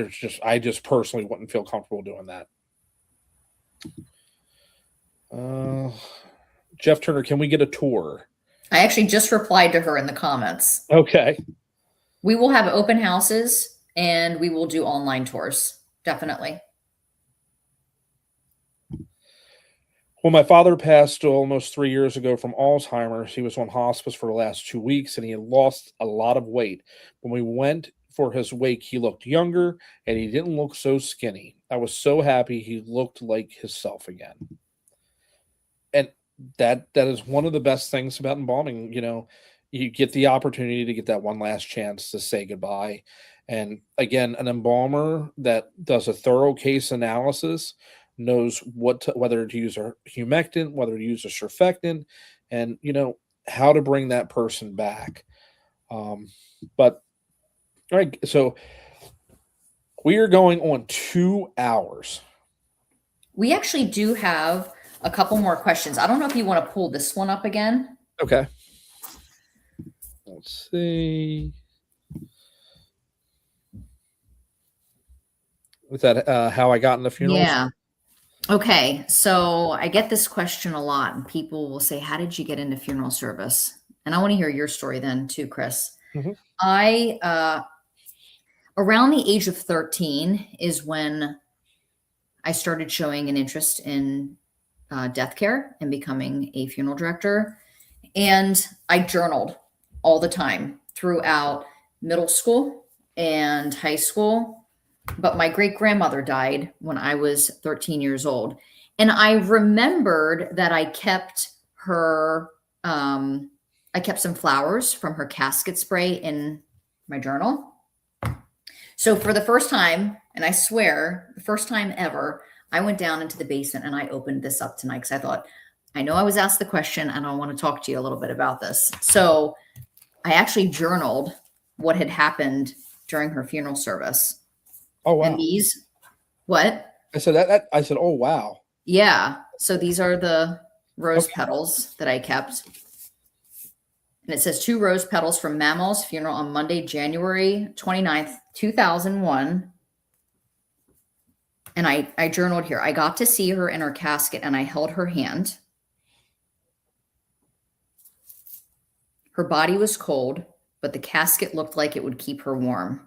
And before the casket was closed, Mommy, my mom, Diane, who's my aunt, and my Nana, we've shown Nana on social media, they hugged her and kissed her, but I didn't. I felt weird. She looked beautiful laying there. So I have a feeling this was around the time that I started showing a serious interest in funeral service.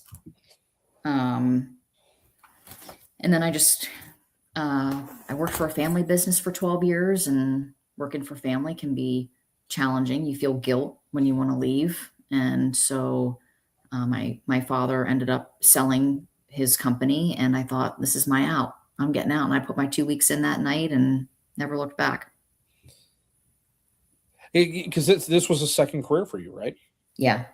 And how old was Sam when you started school? I went back to school when I was 30 because I had to finish up my 60, my 60 credits that I needed to get into PIMS. So I did that through Southern New Hampshire University and went to PIMS. Yeah. I mean, for me, so one thing about my family is my family was very big on, if there was a funeral, they brought the kids to the funeral. Yep. So I remember going to funerals 6, 7, 8, 9 years old. And I remember us running through the funeral home. If the door was unlocked, I was going in it, type of kid. And I was just always interested in funeral service. But what sealed the fate for me is that when I was 11, my dad died. And my mom and my dad were divorced, and my dad died from a heroin overdose. And I was supposed to be with my dad that day. And I ended up going with my mom and my stepdad on a church trip. And I was like, "Oh, no, Dad, I want to go do this. I'll come over to your house after I'm done." We got home late, and my mom's like, "Go take a shower." So go take a shower, and also I hear glass break. Get out of the shower, come down, and my mom's like, "I love you." I'm like, "Yeah, what's up?" And she's like, "Your dad OD'd." And I said, "Was he okay?" Because you can come back. And she said no. And I'll never forget. It was me and I have a half brother. His name's Paul. Went the next morning to Lillian and Zeiler Funeral Home down in Highlandtown in Baltimore. It was an old row home funeral home. And I'll remember going in. I remember the funeral director. His name was Andrew Dow. So that shows the impression that made on me, that I still remember his name. We're in the arrangements conference, and my brother is sitting there, and the director's asking. I mean, all my aunts and uncles were there. It was a total circus. And finally, Andrew just looks at me, and I'm 11 years old, and he goes, "Hey, this is your dad. You have a say in what goes on here. What do you want?" And from that moment on, and I mean, back then, this was back when we had 2 days of viewings from, it was 3 to 5 and 7 to 9 both days. And on the third day, we had the funeral. And I remember during the visitation, the coffee machine was outside, the coffee pot or whatever was outside of Andrew's office. And I would just, I'm the cool 11-year-old drinking coffee and getting all hopped up. And I remember just talking to him. And talk to him about being a funeral director and funeral service. And I was like, you know what? At the end of the day, I'll never forget. Even at the cemetery, I asked him. I said, "Can I stay with you? Because I want to stay while my dad gets put into the grave." He's like, "Yeah, that's fine." And I stayed there until the vault was set. And if I can make an impact on just one person, the way that man made an impact on me and made sure that I felt heard, that's what I want to do the rest of my life. And Is he still living? Andrew, he still owns the funeral home. He's just like me at Harkins. He's a one-man show. Not a very big call volume, but yeah, he still has the funeral home. He's still down there in Baltimore City. Did you ever tell him the impact he had on you? I think I ran into him once, and we talked briefly at the health department. But I've never actually had the opportunity to go find him and sit down and be like, "Hey, you're the reason why I'm here doing what I'm doing today." Sure. I didn't know that about your dad. I'm sorry. How old was he? Let's see. I think early 50s. Okay. Dad was young. And you were 11. Yeah. Wow. That was, and again, it was just one of those things. And it was a traditional burial. I now know that he had been autopsied and things like that. And I'll never forget, because we came in one time it was the first day of viewings on the second half. And when I was up at the casket, the pillow was wicking from the cranial sutures, and Andrew took care of it. And that's where it was my first experience with dry wash. Okay. So dry wash solves every problem known to man. and then speaking of tattoos, so my dad had tattoos on both of his hands, on his knuckles. Yeah. He had love on his left knuckles and hate on his right knuckles. And they put love over top of hate when he was in the casket. I'll never forget that too. And again, the little details, the color of the color on someone's fingernails, that I've had families come into me before and they're like, "Oh my God, you you put a color, you painted her nails. Mm-hmm. Well, yeah, we go that distance. You know what I mean? Mm-hmm. And it's just little things, little details that you don't think people are going to look at or notice that they truly do. Absolutely. So, well, let's see here. Barb and Steve both said that you need to find him and tell him that. That's what a lot of people are saying. I may actually have to reach out to him. I should. But Laura says, what would cause the lower left torso to sink in after embalming to where a thick pad would have to be placed around the lower left side? Thank you for your response. are you thinking? So I know that when you aspirate someone, Yeah, they can become very, and I always get these two convexed. mm-hmm. Yeah. So the abdomen will go down significantly because you've aspirated everything that would be in that cavity. Now, I've never used a thick pad. I've used batting cotton Mm-hmm. Yep. to pad and fill someone out, but I don't know about a pad. Yeah. There are times where individuals come to us who are retaining a lot of fluid, and you go in to aspirate. And this actually happened to me the other day. I'm aspirating and I'm just watching their stomach just slowly go down because we're moving contents from the abdominal cavity. Mm-hmm. It makes a big difference. So yeah, I've used cotton before, but whatever we need to do to make someone look as natural as possible. I know somebody, it was probably farther back in the comments, had asked about the sawdust you use for embalming. It absorbs liquid fluids. So that's what we will sprinkle in the cavity when we are embalming someone who has had an autopsy, or maybe even someone who was an organ donor. It will absorb body fluids. And it has like a nice smell to it.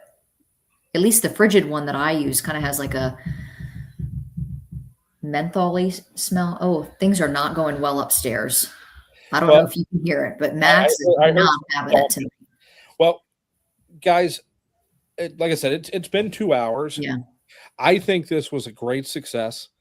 I think we should do it again. I think so too. I know we and you talked about an idea Mm-hmm. earlier in the day for maybe the next one. Yeah. I think that would definitely be worth maybe a conversation.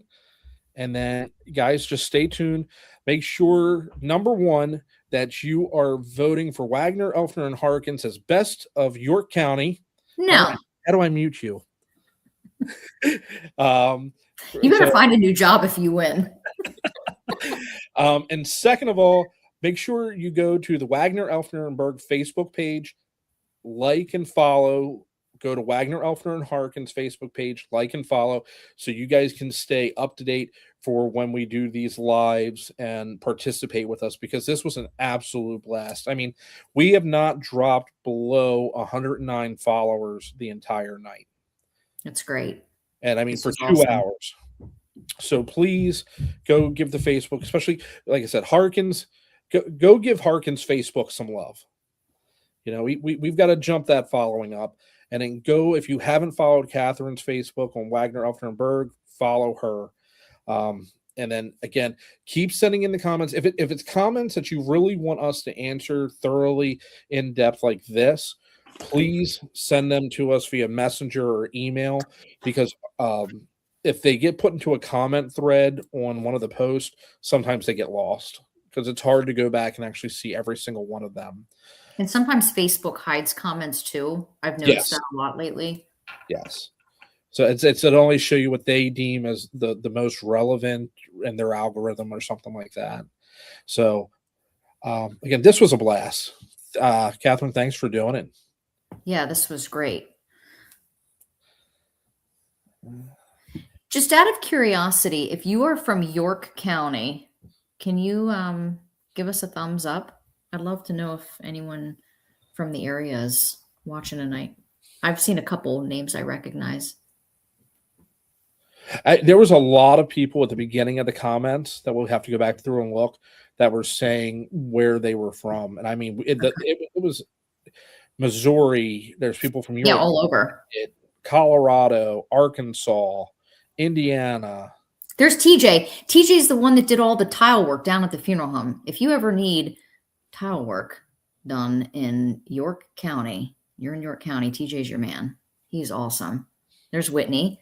So Whitney is the wife of Pastor Josh, and Pastor Josh and Whitney live at Chapel Church, which is right next to where we're building. We love our Chapel Church family. Again, Whitney Wargo.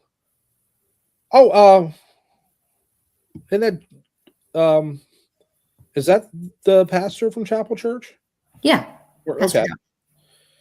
So we got Courtney, Whitney. Oh, cool. Denise says her hubby works for Stewart and Tate.